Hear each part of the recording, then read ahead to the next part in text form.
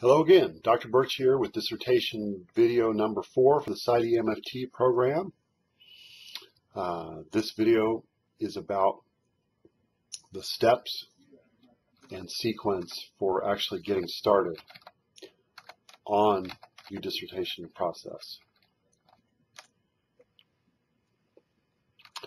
So let's refer again to Chapter 4 of the Chicago School Dissertation Manual. And I will explain a couple things to you. We start on page 6. We've provided just some general areas of topics that we think are of particular relevance and salience to clinicians and MFTs seeking advanced training. And it boils down to those 4 that are listed there: intervention research, psychosocial process research, training research, and community outcome research. Those are just suggested areas that might help you think about what type of research you're interested in doing. Once you've decided your area and your specific types of questions and problems that you're facing, you have a major decision to make. Whether you're going to pursue a more traditional empirical dissertation or whether you're going to choose a dissertation with more of an applied focus. Now, regardless of which choice you make, there's a similar structure and a similar degree of requirements in terms of the rigor and the complexity of the product you need to produce. So I think it would be important to note as you make that decision that no one of these is any easier or less time consuming than any others. In fact, the applied formats in some ways may be more time consuming, but they also will tend to be more grounded in some meaningful product that could contribute to your work and the advancement of your organization, perhaps even get paid to do by your organization. Whereas the traditional formats are going to be a little more along the lines of basic research or some sort of interesting idea that you want to delve into very deeply to find a solid scientific answer to. So let's define each of these 2 formats. The traditional format is a typical research study. I read a body of literature, I narrowed it down to some key questions that we don't know. I identified a method for answering that question. I collected data, analyzed the data, and answered that question. An example might be trying to understand what factors predict recovery from alcohol treatment and how those factors differ across different cultural groups. I would go out and collect data on presumed correlates of recovery as well as on demographic and other factors to distinguish cultural identity. And I would then do an analysis of whether certain races or cultural groups have the same or different factors from other groups in terms of what predicts their recovery from alcohol. In that example, I'd also collect data on their alcohol use and their axis of treatment and how much alcohol they're using and how some of their measures of recovery. And I would seek to do an analysis to correlate all of that. I think it's possible to select some of these that are highly relevant clinically and which can shed light on improving treatment, identifying the effectiveness of interventions, or training or other types of things. The applied format, the difference in the applied format is that we have identified several types of projects that can be of use and that can be of interest. But the emphasis is less on answering a basic question about psychological functioning or psychotherapy or marriage and family therapy. And it's more about solving a practical problem that exists within a particular treatment population or setting or modality. And so if you look at, I've been using the term format. I guess I should have said there's an empirical research method and applied research method. I think that the new version of the manual will probably refer to them as formats, and I'll make sure and forward you a copy of that when it is completed. and just to allay any anxieties, the new manual will not necessarily provide any new requirements per se, but it will elaborate on the requirements of the traditional versus applied format and will make it more clear what's required under the applied format in the MFT department. So in some ways, yes, it's harder than what's currently written, but that's because what's currently written was in an earlier format and was more vague. So it might seem harder, but it's really just getting a little bit more rigorous and requiring a different emphasis. So again, I'll forward that to you when it's available. So let's go through this applied research method. Formerly at the school, there had been these 6 different types of applied format projects that were allowable. There may be some others we may add in the future, and you may even suggest one that you might think doesn't fit under here but can still meet the criteria for rigor. So going through a little bit of those, it used to be available to be able to do a comprehensive review and analysis of literature. That's now an expectation among any dissertation, regardless of what format. Therefore, we have disallowed that in the MFT program, in the PsyD program. But if you look down the rest of this list, program development, program evaluation, test construction or norm development, development of a grant proposal, theory of clinical application and conceptualization, and public policy or legislative analysis. So a lot of those are highly relevant to where you're at in your practice. You may be developing an intervention for treating depression or eating disorders among Hispanic females, or you may be developing a line of products that can help people with body image issues within an eating disorders clinic. Or perhaps you are seeking funding to try to fund the development and implementation of an innovative program for adolescent substance abusers and their families.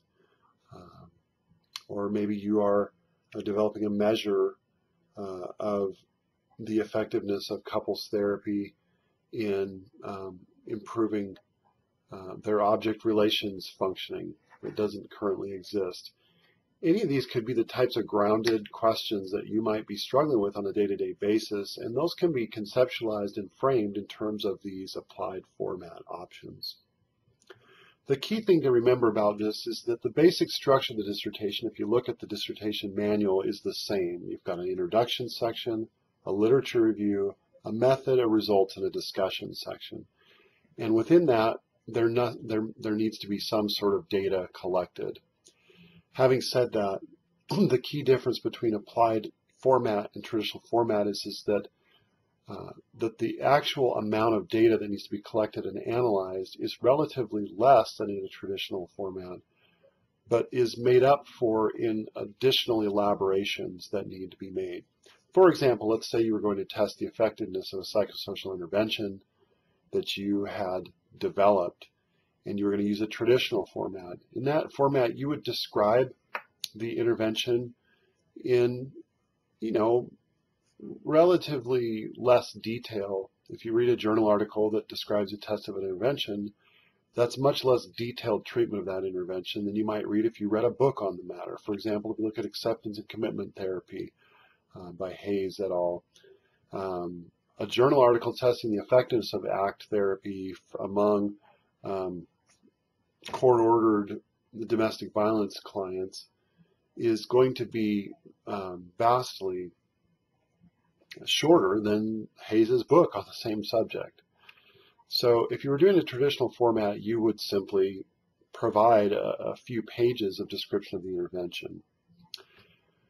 On the other hand, if you had selected the applied format and you were wanting to do a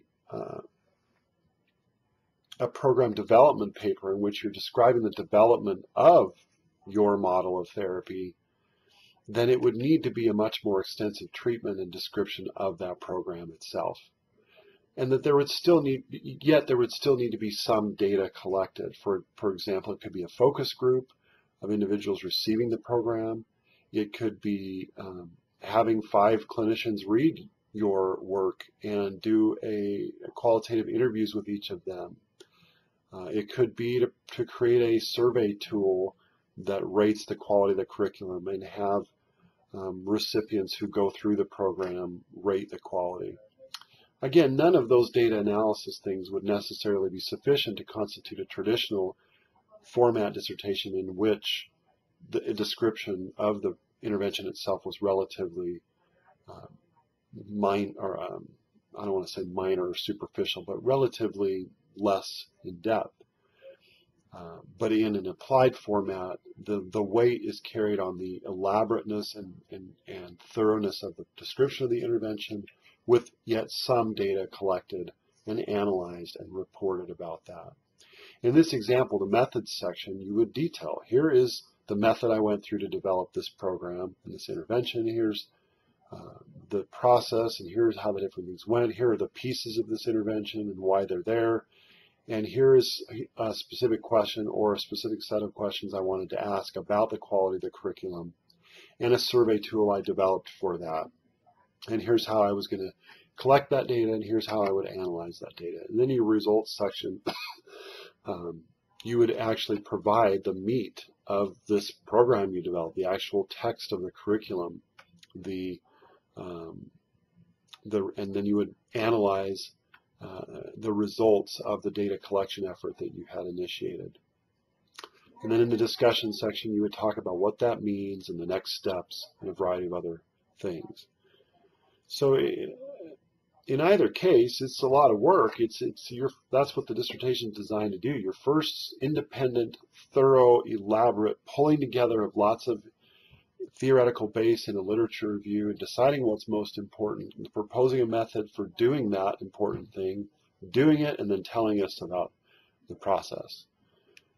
Sounds like a big thing, and that goes back to video number 1. This isn't just some term paper at the end of your project or at the end of your class. This is an ongoing effort, and we hope that really when you're done with this, you will be considered an expert in that field.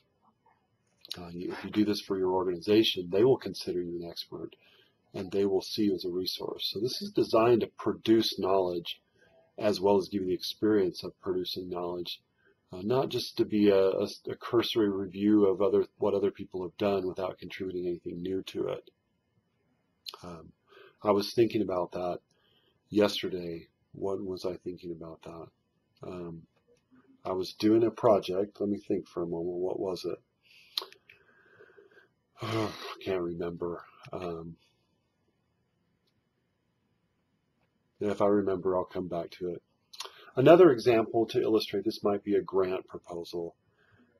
Now, the idea isn't simply that you write a 5-page grant proposal, send it to a funder, and that's your dissertation. The idea here is we want you to develop expertise as a grant writer. And so the grant proposal project requires you to do a survey of the funding landscape in your particular area, identify several potential funders, rate them in terms of the strength or the sort of how high are they on the list as far as being the best funder to seek, and then describe why you picked one funder you did. And then you would pick that funder, actually write a grant proposal,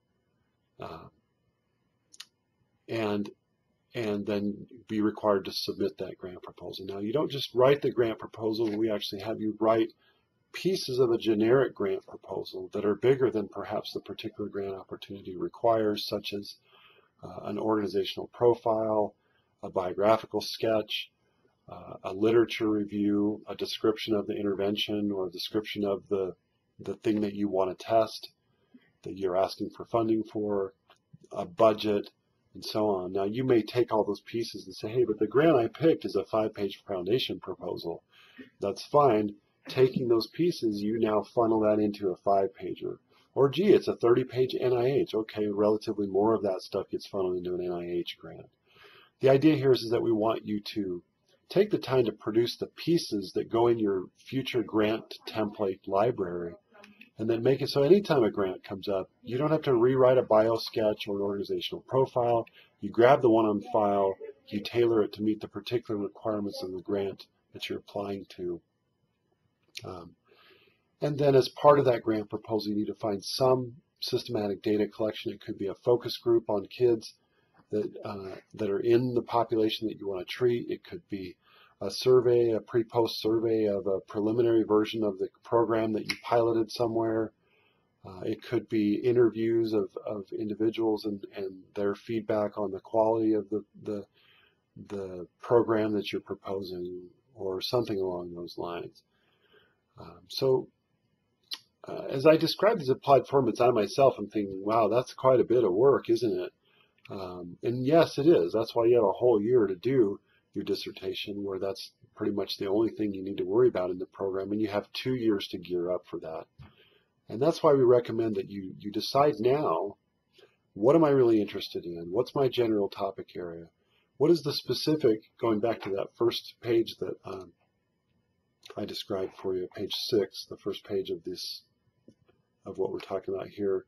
What type of research do I want to do, and what format is going to work for me? Do I want to answer more of a basic question, or do I want to do a project that can actually result in pieces and products that can be used for later projects, and perhaps can be used as part of your organizational role and employment now? And then start to decide really, what's this about? What am I really interested in doing? And then realize that, again, some of these pieces within the applied format may take a long time, but other pieces are going to go faster. You're not going to be waiting around. For example, I had a student call me today who was wondering how long I thought it would take her to get 25 respondents to her survey. And I asked, well, how many people did you recruit to take the survey? And they said that they had sent the announcement out to 50 students. And I thought, or not students, 50 individuals. And I thought, you're going to be lucky if you get 5 of those back. So you're going to need to search for some other way to get your data in. So each of these project formats have some strengths and advantages, as well as some things that are going to cost extra time. On the traditional format, it's designing data collection instruments, figuring out where to collect data, collecting the data, entering the data, and analyzing it. With the applied formats, it's a little bit more of a conceptual work that's required in terms of, for example, writing a 3-page organizational profile when the grant you've chosen to write for only requires a 1-page organizational profile, and different things like that. But we've designed the process to give you those experiences and help you get kicked off along the way. Now, picking a chair is the other topic I wanted to address in this video. I realize this video is getting a bit long, perhaps slightly on the boring side, so I'll try to speed up. Picking a chair it involves 2 things: content expertise and process expertise. We prepared a document that's available on the blog of what our sort of content and process expertises are as faculty in the MFT program. You are eligible to select any faculty from any of the campuses to be your chair. They don't have to be on your campus alone. It's also possible to select a chair outside the department, I believe. And the key is to pick a chair who either has strong content, strong process, alignment with your project, or both. So go through those lists and pick a faculty that's going to fit for you, and understand that they're your mentor. They're not your writing coach. They're not your necessarily your statistical analysis consultant on the various minute details of your project, but they are there to help you and spend a lot of time mentoring you on how to do a dissertation project, the macro skills and the macro tasks that need to be accomplished. So pick somebody you can work with and rely on them, and pick somebody that's going to be interested in your topic and is even willing to partner with you to make that happen. It's also possible to see this as an ongoing thing, where the chair maybe has some ideas of things they're working on that you might be interested in plugging into, or maybe they're interested in plugging into what you're doing in the long term, pursuing other grants and other program developments or policy analyses or different things like that. One little note to come back to policy analysis, I think that's very interesting, and we don't get a lot of that. So I would encourage people to look into that. You can use census data, you can use county level data, you can use existing data sources to do analyses of things. For example, I guess you could say my most prominent publication in my vita is a study we did on the effectiveness of a community-wide marriage education movement on the county level divorce rates. And we showed that in the 171 counties in which this program had been implemented, that there were significant reductions in divorce rates over time. So look into different things, be creative, be excited, and good luck.